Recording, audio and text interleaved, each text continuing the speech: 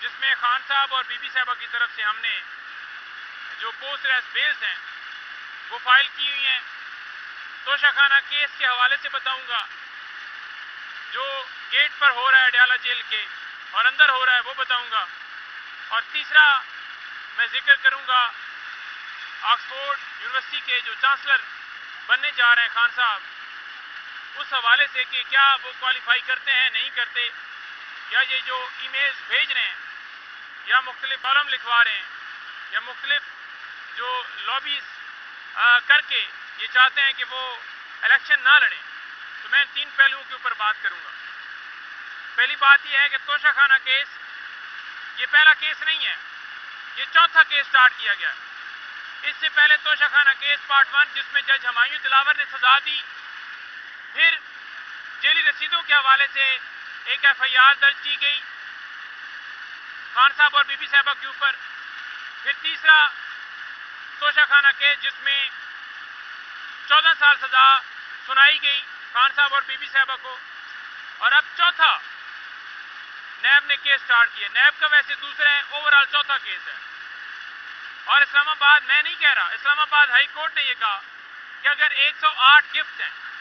تو کیا آپ 108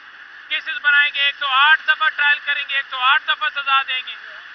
اگر کوئی جرم ہے توشہ خانہ کے حوالے سے گفٹ سے ہی کہ انہوں نے قیمت ٹھیک نہیں لگوائی, تو آپ نے ایک دفعہ ٹرائل کرنا ہے, ایک دفعہ سزا ہونی ہے. یہ کیا طریقہ ہے کہ ایک کیس میں سزا دو بند کمرے کے اندر, پھر جب وہ سزا معطل ہو پھر ایک نیا توشہ خانہ کیس لے کر آ جاؤ. آئین اور قانون کی دھجیاں اڑائی جا رہی ہیں, تمام لاز جو ہیں وہ وائلیٹ کیے جا رہے ہیں. یہ صرف اور صرف اس لیے کیا جا رہا ہے کہ خان صاحب اور بی بی صاحبہ کو توڑا جا سکے. یہ صرف اور صرف اس لیے کیا جا رہا ہے کہ وہ اپنے موقف سے پیچھے ہٹ جائیں. وہ کہیں کہ جی غلامی جو ہے وہ ہم منظور کرتے ہیں, وہ کہیں کہ بالکل مداخلت ہوتی رہے, وہ کہیں کہ بالکل امریکہ کو اڈے دے دیے جائیں, وہ کہیں کہ بالکل فلسطین کے اوپر مسلمانوں کے اوپر ظلم کریں, جو مرضی کریں. وہ ہر چیز سے پیچھے ہٹیں. جو آئین توڑا جا رہا ہے وہ اس چیز سے بھی پیچھے ہٹیں, جو ڈاکہ ڈالا گیا وہ اس چیز سے بھی پیچھے ہٹیں, لیکن وہ کسی صورت پیچھے نہیں ہٹیں گے. نمبر 2 بات یہ ہے کہ آج بھی اڈیالہ جیل میں جب سماعت جو ہے ہوئی تو سماعت سے پہلے 10 بجے کا ٹائم تھا, ہمیں پھر روک لیا گیا. کہتے ہیں آپ نہیں جا سکتے, خاص طور پر میں یا دیگر دوست ہمارے برقی صاحب کھڑے ہیں, ان کو بھی نہیں جانے دیا گیا. فیصل صاحب گاڑی میں بیٹھے ہوئے ہیں, ان کا قصور صرف یہ ہے کہ انہوں نے 3 درخواستیں دے دی کہ خان صاحب کو بک دی جائے, خان صاحب کو ڈمبل دیے جائیں, جو ان کے رائٹس ہیں. تو وہ تکلیف ہو گئی کہ جناب آپ نے یہ درخواستیں کیوں دی ہیں. میرے اوپر یہ مسئلہ ہے کہ میں یہاں پر آ کر میڈیا سے بات کرتا ہوں, خان صاحب کے ساتھ میں کھڑا ہوتا ہوں, وہ میڈیا سے بات کر رہے ہوتے ہیں, میں نوٹ کر رہا ہوتا ہوں, وہ اس سے علیحدہ ہو کر مجھے بات بتاتے ہیں, پھر میں آ کر ایک ورڈ ٹو ورڈ یہاں پر, کیونکہ پیپر لانے کی تو اجازت نہیں ہے, تو جتنا کوئی یاد رہ سکتا ہے آ کر بات کرتا ہوں. یہ کہا گیا کہ اگر آپ بات کرنا بند کر دیں گے باہر میڈیا سے تو پھر آپ کی انٹری بھی ہو جائے گی. ہم نے کہا جی کہ ہم بات نہیں کرنا بند کریں گے, ہم بات کریں گے, بے شک آپ انٹری کے اوپر پابندی لگا دیں. میں نے خان صاحب اور بی بی صاحبہ کو بتایا. تیسری دفعہ آج پھر مجھے جانے نہیں دیا گیا, جو پچھلی چوتھی دفعہ تھی, یعنی پہلی دفعہ کی میں بات کر رہا ہوں. اس وقت اجازت دی گئی اور میں نے خان صاحب اور بی بی صاحبہ کو یہ بتایا. میں نے کہا کہ یہ کہتے ہیں کہ میں باہر ٹاک نہ کروں, اور اگر میں ٹاک نہ کروں تو مجھے اندر آنے دیا جائے گا, لیکن میں ٹاک کروں گا, آپ کا موقف دوں گا, بے شک میرے اوپر قدغن لگا دیں. میں ہر دفعہ آؤں گا, ہر دفعہ آ کر کھڑا ہوں گا, ہر دفعہ اپنے نام کی انٹری کے لیے یہاں پر بات کروں گا. بے شک قدغن لگائے رکھیں. اور ہم اس سارے معاملے کے خلاف جو یہاں پر کیا جا رہا ہے, وکلاء کو ہراساں کیا جا رہا ہے, وہاں پر کھڑا کیا جاتا ہے, اندر نہیں جانے دیا جا رہا, ہم اسلام آباد ہائی کورٹ سے رجوع کر رہے ہیں. میری طرف سے اور فیصل بھائی کی طرف سے ہم پٹیشن دائر کریں گے اسلام آباد ہائی کورٹ میں, جس میں ہم یہ تمام استدعائیں رکھیں گے اور یہ بھی کہیں گے کہ یہ ٹرائل جو ہے اس کو چلنے نہ دیا جائے. اس کی ریزن یہ ہے کیونکہ اسلام آباد ہائی کورٹ کے احکامات کی روشنی میں بھی یہ اوپن ٹرائل ہے, تو کسی صورت یہ اوپن ٹرائل نہیں ہے جہاں پر وکلاء کی پابندی. میڈیا کے چند دوستوں نے آ کر صرف یہ بات کی کہ خان صاحب بشاش لگ رہے تھے, ان پر کہا گیا کہ آپ نے یہ کیوں بات کی, آپ نے سوال کم کرنے, ہمارے مرضی کے مطابق سوال کرنے ہیں, تو میڈیا کے دوستوں کے اوپر پابندی لگا دی گئی. آپ کو پتہ ہے کہ ڈپٹی سپرنٹینڈنٹ سے لے کر مختلف لوگ اغوا کیے جا چکے ہیں کہ خان صاحب کے خلاف آپ گواہی دیں، کہ بڑی کچھ سہولتیں ان کو مل گئی ہیں۔ دیکھیں ہر چیز وہاں پر ہے سامنے، کوئی ایسی چیز نہیں ہے جو خان صاحب کو ایکسٹرا دی گئی ہو، بلکہ جو ان کا رائٹس ہیں وہ بھی ان کو نہیں دیے جا رہے۔ اب ایک جو سٹاف ہوتا ہے وہ بھی 200 میٹر دور کھڑا ہوتا ہے کہ کہیں خان صاحب وہ بلائیں ان کو، تو وہ ڈر کے کہیں وہ ادھر نہ چلے جائیں، تو وہ ڈر کے نزدیک نہیں آتے کیونکہ انہیں پتہ ہے کہ پھر انہیں اٹھا لیا جائے گا۔ اسی طرح سے وہاں پر اگر کتابوں کی بات کی جائے تو اس کے اوپر پابندی ہے، وہ نہیں لے جا سکتے۔ اگر ان سے بچوں کی بات ہے کہ فون پر بچوں کی بات کروائی جائے تو وہ نہیں کیا جا رہا۔ اگر ان کے ڈاکٹر کی ٹیسٹ کی بات ہے تو وہاں پر بلڈ سیمپل جو ہیں وہ نہیں لینے دیے جاتے۔ آپ کو پتہ ہے کہ 4 مہینے کے بعد ڈاکٹر صاحب جا کر ان سے ملے ہیں۔ تو یہ ساری پابندیاں لگا کر، ریسٹرکشن لگا کر کہ وہ سیاسی لوگوں سے کم ملیں، ایک بندہ جا کر ملے یا 2 بندے ملے یا کبھی میٹنگ ہی کینسل کر دیں یا وکلاء کم ملیں، تو یہ چاہتے ہیں کہ کسی صورت وہ اپنے موقف سے پیچھے ہٹیں۔ لیکن وہ مرد مجاہد نہ ٹوٹنے والا ہے، نہ جھکنے والا ہے، نہ بکنے والا ہے۔ اور اسی طرح سے پاکستان تحریک انصاف کا ہر ممبر عمران خان کے ویژن کو فالو کرتے ہوئے اپنے موقف سے پیچھے نہیں ہٹے گا۔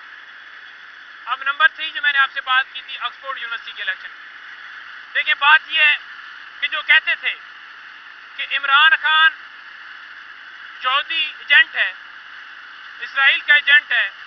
آج یہ ثابت ہو گیا کہ ایجنٹ کون ہے۔ آج جو یہ کہتے تھے کہ وہ یہودی ایجنٹ ہے، آج وہاں پر عمران خان کے خلاف یہ بات کر رہے ہیں کہ یہ تو بہت بڑا مسلمان ہے، یہ تو مسلمان ہے، اتنا پکا مسلمان ہے کہ آپ کی یونیورسٹی کا بطور چانسلر یہ بندہ جو ہے سوٹ ہی نہیں کرتا، کیونکہ بہت اس کے اندر اسلامی نظریہ ہے اور اسلامی تعلیمات پر عمل کرنے والا ہے، اللہ تعالیٰ کو ماننے والا ہے، حضور اکرم صلی اللہ علیہ وآلہ وسلم کو ماننے والا ہے، تو یہ تو ختم نبوت کا قائل ہے، اس نے تو پوری دنیا میں مسلمانوں کا مقدمہ لڑا ہے، تو لہٰذا آپ اسے جو ہے اس یونیورسٹی کا چانسلر بننے سے روکیں، اس کے پیپر ریجیکٹ کریں۔ تو میں آپ کے سامنے کلیئر رکھنا چاہتا ہوں کہ توشہ خانہ کیس کے اندر خان صاحب کی سزا معطل ہو گئی، اسی طرح سے جو دیگر سزائیں ساری معطل ہو چکی ہیں۔ عمران خان صاحب اس وقت کسی کیس کے اندر ان کی سزا باقی نہیں ہے، تو یہ جو کہہ رہے تھے کہ وہ سزا یافتہ ہے، ان کو سزا ہوئی ہے، تو کیسے سزا والا بندہ جو ہے وہ کوالیفائی کر سکتا ہے؟ جو ان کی ریکوائرمنٹ ہے اس یونیورسٹی کی، ان تمام ریکوائرمنٹس کے اوپر پورے اترتے ہیں، کیونکہ ان کی سب سے بنیادی جو ریکوائرمنٹ وہ یہ ہے کہ کوئی بندہ ایک شعبے میں مہارت رکھتا ہو، تو وہ ان کی ایک مہارت نہیں، ان کی بے شمار مہارتیں ہیں، چاہے وہ ورلڈ کپ جیتا ہو، چاہے صحت کے حوالے سے ہو، چاہے ایجوکیشن کے حوالے سے ہو۔ نمبر 2 بات یہ ہے کہ جو ان کا ایک پروسیجر ہے اس کے مطابق، یا ان کا لا ہے، رولز ہیں، اس کے مطابق اگر کوئی بندہ سزا یافتہ بھی ہے اور اس کی سزا معطل نہیں بھی، کنوکٹڈ ہے، وہ پھر بھی وہاں پر حصہ لے سکتا ہے۔ تو خان صاحب کی تو سزائیں معطل ہوئی ہیں، تو انہیں کسی قسم کی ان تمام جو انہوں نے اوچھے ہتھکنڈے کیے ہیں، کمپین کی ہے، مختلف اخبارات کے اندر یہ سارا کیا ہے، یہ فرق نہیں ڈالتا۔ خان صاحب انشاءاللہ تعالی الیکشن لڑیں گے، جہاں پر انہیں فخر ہونا چاہیے تھا کہ یہ نہیں ہو رہا کہ پاکستان سے پہلی دفعہ وہاں پر ہو رہا ہے، پاکستان سے واقعی پہلی دفعہ کوئی وہاں پر آکسفورڈ یونیورسٹی کا بطور چانسلر بننے کے لیے الیکشن لڑ رہا ہے۔ بلکہ اس کے ساتھ میں آپ کو یہ بھی بتانا چاہوں گا کہ برطانیہ میں آج تک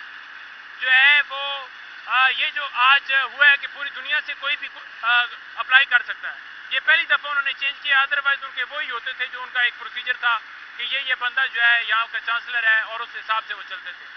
تو یہ ایک اعزاز کی بات تھی کہ یہ کہتے کہ جناب کیا بات ہے کہ عمران خان صاحب کو انہوں نے جناب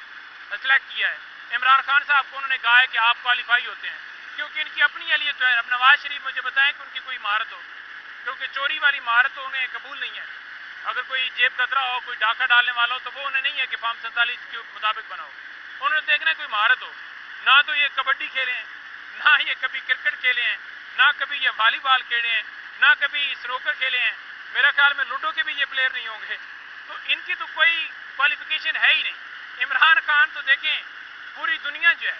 پوری دنیا میں عمران خان کی پذیرائی ہے، پوری دنیا میں لوگ خان صاحب کو پسند کرتے ہیں، پوری دنیا میں لوگ کہتے ہیں کہ عمران خان ایک مرد مجاہد آدمی ہے۔